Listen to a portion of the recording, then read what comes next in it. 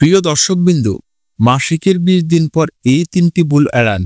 দ্রুত গর্ভধারণের টিপস। আপনারা কি জানেন মাসিকের 20 দিন পর এমন কিছু ভুল আমরা করি যা গর্ভধারণের বাধা সৃষ্টি করতে পারে? আজকের ভিডিওতে আমরা এই ধরনের 3টি সাধারণ ভুল নিয়ে আলোচনা করব এবং কিভাবে আপনি দ্রুত গর্ভধারণের সফল হতে পারেন তা জানাবো। যদি আপনি বা আপনার কোনো কাছের মানুষ এই গুরুত্বপূর্ণ ধাপে থাকেন তবে ভিডিওটি পুরোটা দেখুন। ভিডিওটি শুরু করার আগে সাবস্ক্রাইব করুন এবং বেল আইকনটি চাপুন, নতুন ভিডিও আপডেট মিস করবেন না।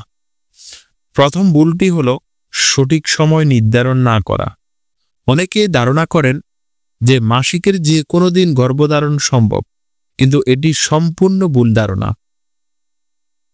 ডিম ফোটন সাধারণ মাসিক চক্রের 14 থেকে 16তম দিনে ঘটে, তবে এটি ব্যক্তিভেদে ভিন্ন হতে পারে।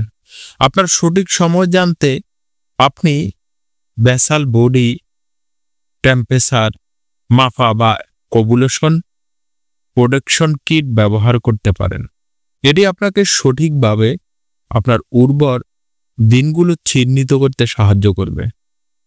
দ্বিতীয় ভুলটি হলো অতিরিক্ত মানসিক চাপ নেওয়া এবং স্বাস্থ্যকর জীবন দ্বারা অনুসরণ না করা। এস্ট্রোস সরাসরি হরমোন ব্যালেন্সের উপর প্রভাব ফেলে, যা গর্ভধারণকে বাধাগ্রস্ত করতে পারে। নিজেকে রিল্যাক্স রাখার জন্য মেডিটেশন, হালকা ব্যায়াম এবং পুষ্টিকর খাবার খাওয়া অত্যন্ত গুরুত্বপূর্ণ। বিশেষ করে ফল, শাকসবজি এবং প্রোটিন সমৃদ্ধ খাবার খেলে গর্ভধারণের সম্ভাবনা বাড়ে। তৃতীয় ভুলটি হলো ডাক্তারের পরামর্শ এড়িয়ে চলা।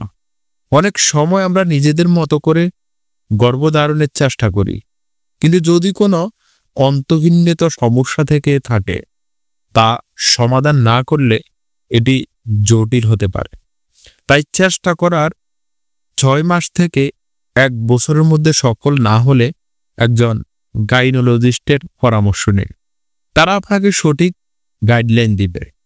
তাহলে আজকের ভিডিওতে আমরা দেখলাম সঠিক সময় নির্ধারণের গুরুত্বপূর্ণ এবং কি এস্ট্রোস কমানোর প্রয়োজনীয়তা এবং ডাক্তারের পরামর্শ নেওয়ার প্রয়োজনীয়তা। যদি এই ভিডিওটি আপনাকে সাহায্য করে তাহলে লাইক দিন, শেয়ার করুন এবং আপনার মতামত কমেন্টে জানান। সাবস্ক্রাইব করুন আমাদের চ্যানেল এবং কি পরবর্তী ভিডিওতে আমাদের সাথে থাকুন।